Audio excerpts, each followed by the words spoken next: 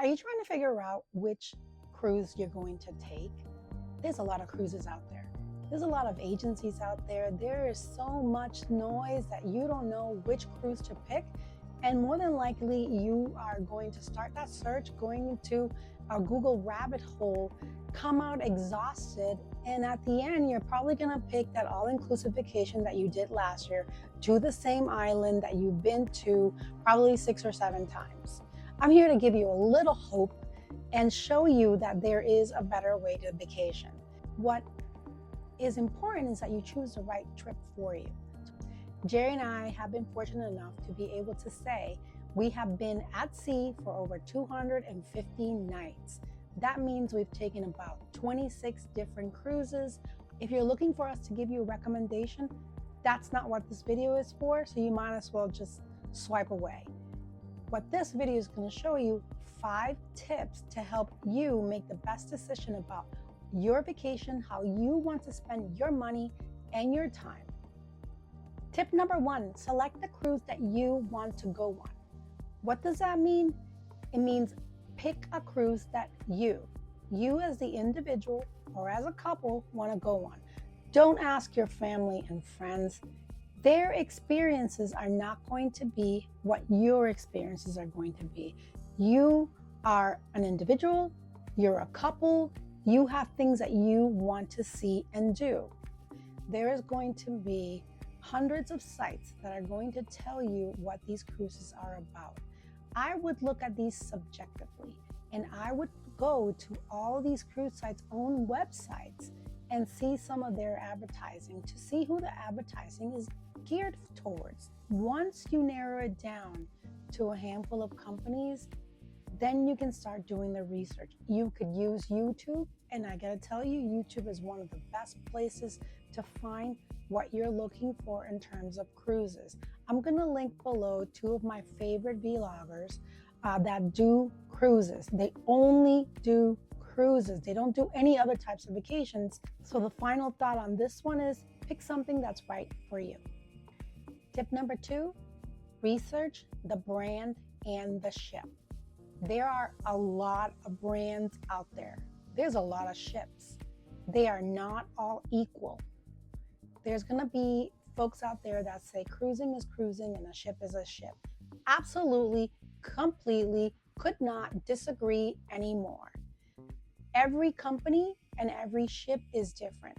Yes, you still have the embarkation process, you have the food, you have the buffet, you have the dining rooms, you have the staterooms and the small bathrooms, and you have, of course, the different ports and the debarkation. Yes, those might be the same, but what happens on the ship, the decor, the look and feel, the activities, the people that you're on the ship with are going to make a difference. Do some research on the brand and the ship that you're going to be interested in. It will make or break your trip. Tip number 3 is research the ports. All these ports are going to be different, and you're going to find some beauty and joy in all of them. And this is really what your trip is about. It's not just about the ship. It's discovering new places and having new experiences, connecting with locals, being able to help locals by buying or eating at their establishments, and really being able to get off and experience a little bit of different life and culture, even though it could be for 6 to 10 hours. There are certain ways that ships arrive in certain ports. The main one is going to be docking. And when you dock, you're docked directly onto the land. And when you get off the ship, you can walk off and you can experience a destination pretty quickly. The rare occasion, but it does happen, is a tender port. A tender means the ship is anchored offshore and you are transported from the ship onto the dock using the ship's lifeboats. Now you can imagine that might be something fun that you do a couple times, but if you're on a larger ship with 1,800, 3,000, 4,000, 7,000 folks and you're tendering, that is going to be a long wait for your turn to come to get on that lifeboat to get to shore. Some of these water transports can be 5 minutes one way, or they can be 30 minutes one way. So doing a quick math, if you're going to be at port, worst case scenario, maybe for 8 hours, and your tender ride is 30 minutes, then right there, that's an hour just on the transportation that you're going to miss out on that port. It's important for you to do that research on the ports. How far away is the ship physically docked from the place that you want to visit? Is it a docked location or is it a tendered location? Tip number 4 is going to be research the weather and the time of year you're going. First-time cruisers love to take those Caribbean cruises. Not only are the summer months really cost-effective when it comes to cruising, you can take your entire family and have a great time for a low-cost vacation. Unfortunately, in the Caribbean, hurricane season is from the end of June all the way up to October. So that deal, which I believe it will be a great deal, might come with a little bit of hiccups, including the potential of having some bad weather. The cruise will probably, the cruise will still depart. You'll have a great time, but you will be missing ports and the waters will be rough. So it's important that you do a little bit of that research. And that's one example. Each area has different weather patterns. If you go down to Antarctica, you're going to go through the Drake Passage, which those waves are incredible. They're like 30 feet tall. And if you're going to the Mediterranean, you're also going to have different weather patterns over there. So do some research on the weather and how that may or may not affect how your vacation plans could be altered. That will make your first time cruising experience a little bit more pleasurable. Tip number 5, free at sea is not free. When you start doing the research for your first cruise, you're going to find that there's a lot of offers out there that are going to entice you to select a particular brand or select a particular ship or even select a particular region. It's important to know that free is not free. All these things come with taxes, port charges, and gratuities that you are still responsible for. Two of my favorite ones are the drinks packages and the specialty dining. Yes, they are giving you the main package for free, which means every day you can have unlimited drinks or a limited amount of drinks, and you won't be paying per drink.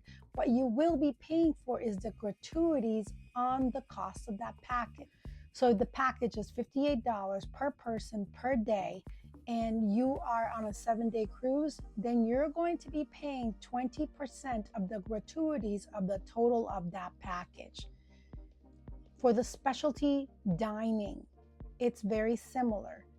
Yes, you can select some additional restaurants to dine in, but you're going to be paying an included gratuity of 18 to 20% on the cost of your dining.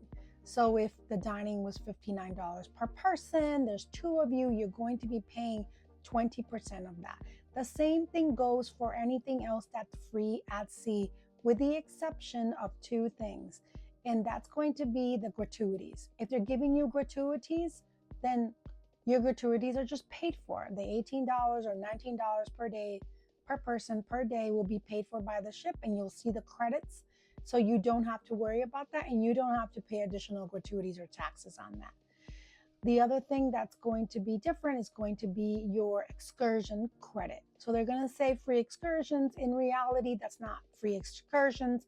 It means they're going to give you a $50 credit per person per day on the days that you are at port that there are excursions. Every ship is different, every brand is different, but that's one of the basic deals that are out there. So it's important for you to read the fine print on these free offers at sea. We hope these 5 tips can help you make a decision about your next cruise vacation.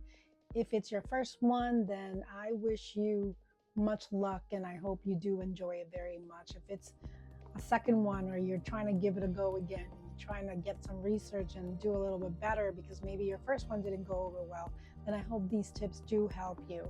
Please leave in the comments below some additional tips you might have that could help first-time cruisers make a decision. Cruising is a very personal experience, and you have to make the best choice for you and your family.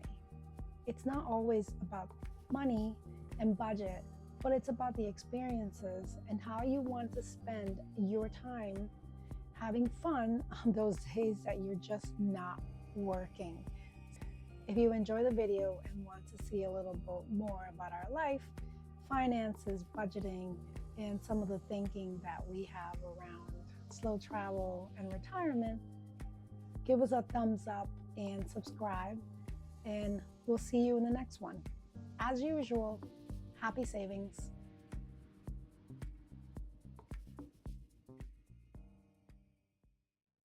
Hey everyone, say hi to Dallas. He just wanted to be in the picture and he just wanted to hang out. So bye, Dallas. Cats. All right, cut.